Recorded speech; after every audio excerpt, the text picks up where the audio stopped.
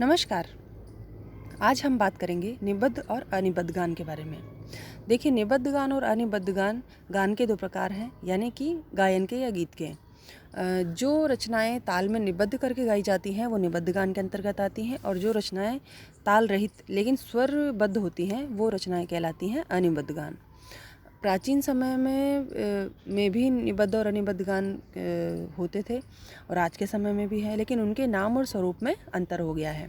प्राचीन समय में जो निबद्ध गान के अंतर्गत आती थी वो चीज़ें हैं, प्रबंध हुआ, वस्तु हुई, रूपक हुआ, ये जो प्रकार हैं ये निबद्ध गान के प्रकार थे। और आज के समय का अगर देखा जाए तो ध्रुपद है, धमार है, ख्याल है, ठुमरी है, ये सब जो प्रकार हैं गायन के, ये निबद्ध गान के अंतर्गत आते हैं।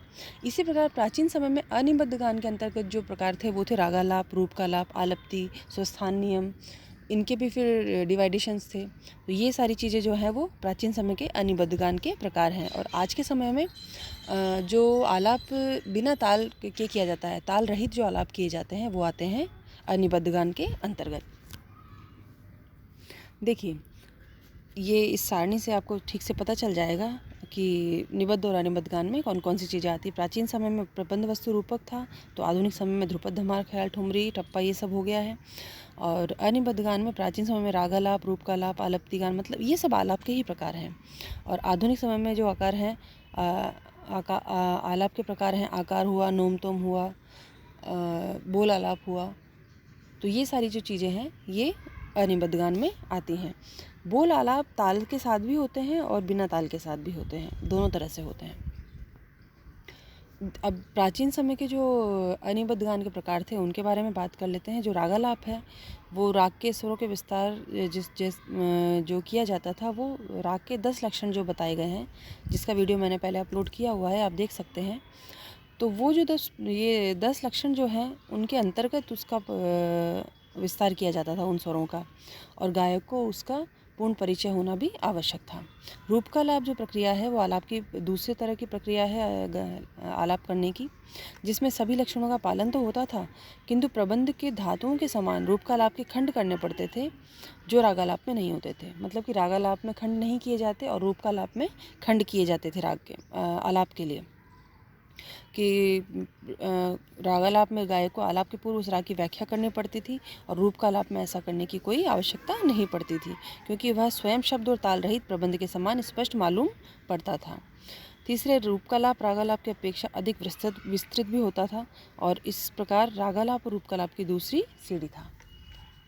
इसके बाद बारी आती है आलप्ति गान की। आलप्ति गान जो है वो रूप का लाप के बाद गाया जाता था। इसमें राग के सभी नियमों का पालन भी किया जाता था, और इसमें राग के जो आविर्भाव तिरोभाव एक प्रक्रिया है उसका भी इसमें प्रदर्शन किया जाता था। स्वस्थान नियम भी एक आलाप करने का तरीका था प्राचीन काल में, जिसमें कुछ मुख्य बातें थी। देखिए, इस आलाप के प्रकार को 4 हिस्सों में बांटा जाता था, और 4 स्वस्थानों का प्रयोग क्रम से एक दूसरे के बाद होता था। जैसे कि प्रथम स्वस्थान में द्वयर्ध स्वर यानी अंश या वादी स्वर से चौथा स्वर के नीचे के स्वरों में आलाप करना पड़ता था, और मंद्र सप्तक में इच्छानुसार विस्तार किया जा सकता था। इसके अलावा दूसरा जो नियम था वो द्वयर्ध स्वर से द्वयर्ध स्वर तक आलाप किया जाता था। तीसरे में अर्ध स्थित स्वरों में आलाप किया जाता था, और अंतिम स्वस्थान में द्विगुण यानी 8वें स्वर और उसके ऊपर के स्वरों का आलाप करने के बाद स्थायी स्वर पर न्यास किया जाता था। ये जो प्रकार है वो स्वस्थान नियम है प्राचीन समय में जो प्रचलित थे उसका। अंश, स्थायी या वादी से चौथा स्वर द्वयर्ध होता है। अब देखिए, आपको ये शायद सुनकर कन्फ्यूजन होगा कि द्वयर्ध क्या है, द्विगुण क्या है, तो उसका भी बता देती हूँ। अंश या वादी स्वर जो है और माफ़ कीजिए, अंश, स्थायी या वादी स्वर से चौथा स्वर जो है वो द्वयर्ध है, 8वां स्वर है वो द्विगुणित है। द्वयर्ध और द्विगुणित के बीच के जो स्वर हैं वो अर्ध स्थित स्वर हैं। ठीक है, इसके बाद बात करते हैं तिरोभाव और आविर्भाव की। जैसा कि अभी मैंने बताया, आविर्भाव और तिरोभाव का मतलब सीधा सा ये है कि अगर आप जब कोई राग गा रहे हैं तो उस राग में किसी गाते गाते किसी अन्य राग की जो छाया जब आप दिखाते हैं तो मूल राग जो है वो छुप जाता है, और दूसरा जो राग आप दिखाना चाह रहे हैं वो परिलक्षित होने लगता है। ये तो हुआ तिरोभाव।